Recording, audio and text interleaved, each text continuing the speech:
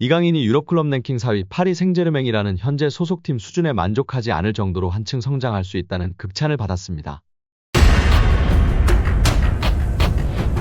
프랑스 매체 르피가로는 지난해 여름 이후 PSG는 선수 영입을 위해 이적료로 4억 유로 약 5,859억 원 이상을 지출했다. 캄포스 단장이 선수 영입을 맡으면서 영입한 선수들에 대해 평가할 시기가 됐다고 전했습니다. PSG는 지난 시즌 종료 이후 메시와 네이마르가 팀을 떠났습니다. 반면 올 시즌 이강인을 포함해 10명이 넘는 선수를 영입하며 선수단을 대폭 개편했습니다. 르피가로는 바르셀로나에서 5천만 유로 약 732억 원에 영입한 덴벨레와 바이에른 미넨에서 4,500만 유로 약 660억 원에 영입한 에르난데스는 기대에 부응했습니다. 프랑스 대표팀에서 활약하고 있는 이들에 대한 장점과 단점을 모두 알고 있고 견고한 선수들이었습니다. 이미 검증된 선수들이었고 이는 파리 생제르맹의 좋은 영입이었다고 평가했습니다. 르피가로는 다수의 PSG 선수에 대해 부정적으로 언급했습니다. 이 매체는 루이스 엔리케 감독 부임 이전 캄포스 단장이 영입한 하무스와 우가르테는 기대에 부응하는 활약을 펼쳤는지 의문이라고 전했습니다. 일단 8천만 유로 약 1,172억 원에 영입한 하무스와 6천만 유로 약 879억 원에 영입한 우가르테는 PSG가 지난해 가장 비싼 이적료를 지불하고 영입한 선수들입니다. 우가르테는 PSG의 중원을 책임질 기술이 없다. 하무스는 슈퍼서브 역할을 맡고 있다. 자질은 확실하다고 언급하며 지나치게 높은 이적료를 지불한 것이 패착이었다고 전하고 있습니다. 이 두 명의 이적료를 합치면 무려 2,051억 원입니다. 이어 특히 지난해 9,500만 유로 약 1,391억 원에 영입한 무아니를 다시 같은 가격으로 팔 수는 없다며 공격수 무아니에 대해선 실패한 영입이라는 뜻을 나타냈습니다. 또한 PSG가 올 시즌 영입한 수비수 슈크리니아르는 너무 느리다. 부상 복귀 이후에도 주전을 차지하지 못했다고 지적하기도 했습니다. 하무스와 우가르테에 이어 무아니까지 더하면 3,442억 원입니다. 다행히 밀란 출신의 슈크리니아르는 자유계약으로 영입해 이적료가 들진 않았습니다. 매체는 하무스, 무아니, 우가르테, 슈크리니아르 등에 대해 최악의 영입이라고 꼬집었습니다. 다만 무난하고 성공적인 영입이었다고 평가 선수는 단 2명이었는데요. 그중 이강인도 있었습니다. 매체는 리옹에서 5천만 유로에 영입한 바르콜라는 도박이었다.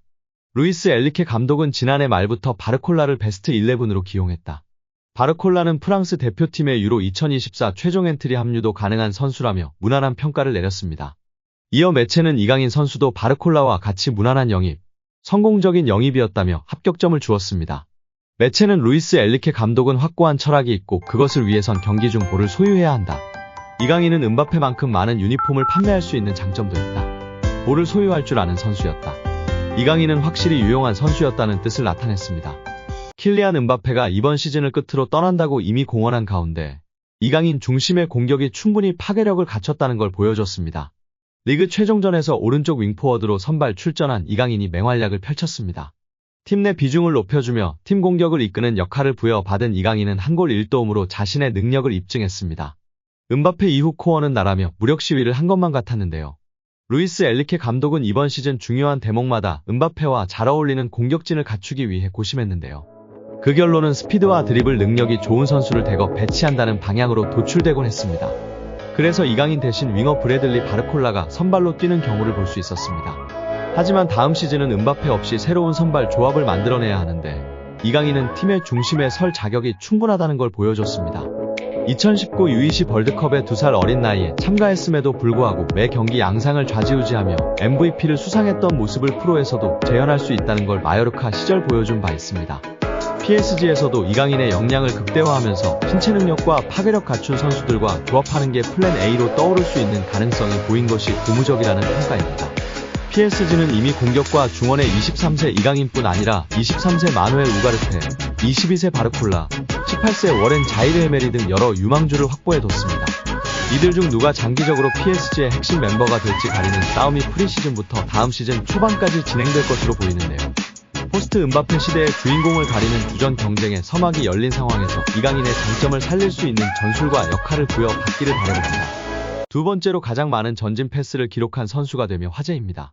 유럽 축구 선수들의 기록을 다루는 매체인 더 스탯 웨이는 올 시즌 유럽 축구 연맹 챔피언스 리그에서 90분당 가장 많은 전진 패스를 성공한 20명의 선수를 공개했습니다. 놀랍게도 해당 순위표의 2위는 파리 생제르맹의 이강인이었습니다.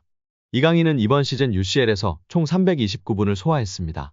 이 중 성공시킨 전진 패스는 총 41개였으며 경기당 11.22개의 전진 패스를 선보였습니다.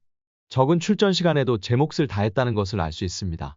또한 적극적인 공격 성향이 수치와 데이터를 통해 드러난 것이기 때문에 더욱 공격적으로 활용하는 것이 맞다라는 이야기입니다. 이강인은 이번 시즌 UCL에서 선발과 교체를 오가고 있다. 앞서 FC 바르셀로나와 8강 1차전에서는 선발 출전했지만 2차전에서는 교체 출전했습니다. 덕분에 함께 순위에 오른 다른 선수들의 출전 시간이 적습니다. 매체가 공개한 순위표에는 이강인보다 적게 출전한 선수가 없었습니다.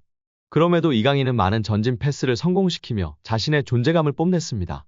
순위표에서 90분당 전진 패스 1위를 기록한 선수는 맨체스터 시티의 로드리였습니다. 총 696분을 뛰며 119개의 전진 패스를 기록했습니다. 이강인의 바로 밑 3위에는 라치오의 루이스 알베르토가 자리했습니다. 642분을 소화하며 71개의 전진 패스를 기록했습니다. 또 하나의 기쁜 소식이 있는데요. 이강인은 앞서 프랑스 리그앙이 선정한 31라운드 2주의 팀에 뽑혔습니다. 이강인은 지난달 28일에 열린 르아프르와 31라운드에서 후반 시작과 함께 교체로 투입됐습니다. 투입 당시 PSG는 1대2로 끌려가고 있었습니다. PSG가 이강인을 투입한 뒤 르아브르가 한 골을 더 넣으며 달아났습니다. 하지만 이후 아슈라프 하키미의 만회 골이 나오며 르아브르를 추격했습니다. 그리고 후반 추가 시간 이강인이 날카로운 왼발 크로스를 올렸고 이를 골문 앞에 있던 곤살로 하무스가 마무리했습니다. PSG는 이강인의 활약에 힘입어 3대3 무승부를 거뒀다. 그리고 PSG는 이번 시즌 리그앙 우승을 차지했습니다. 이강인이 유럽클럽 랭킹 4위 파리 생제르맹이라는 현재 소속팀 수준에 만족하지 않을 정도로 한층 성장할 수 있다는 극찬을 받았습니다. 스페인 일간지 디아리오 아스는 1월 31일 프랑스 PSG는 네이마르와 리오넬 메시를 떠나보낸 대신 이강인한테 2200만 유로 약 318억 원을 투자했다. 그러나 이강인은 여기서 만족하지 않고 한 단계 더 도약하기를 열망한다며 보도했습니다. 스페인 4대 스포츠 신문 중 하나인 디아리오 아스는 당장은 아닐지라도 때가 되면 더 나은 팀에 합류할 만큼 발전할 것이라 짐작하는 관계자가 있다며 소개했는데요. 현재 유럽축구연맹 클럽 랭킹 1에서 3위는 맨체스터 시티, 바이에른 뮌헨, 레알 마드리드입니다. 디아리오 아스는 이강인이 PSG를 전성기 마지막 팀으로 여기고 계속 남을 가능성에 베팅하는 것은 도박이다. 킬리안 음바페가 2024년 여름 이적 시장을 통해 떠난다면 또 다른 거대한 축구 선수가 필요한 이유라고 분석했습니다. 이강인은 2011년 발렌시아 유소년팀 입단을 시작으로 2021에서 2023년 마요르카까지 10에서 22살을 유럽축구연맹 리그랭킹 1에서 2위 스페인에서 보냈습니다. 지난 시즌 마요르카에서는 유럽 5대 리그를 통틀어 네 번째로 많은 드리블 성공을 기록했습니다.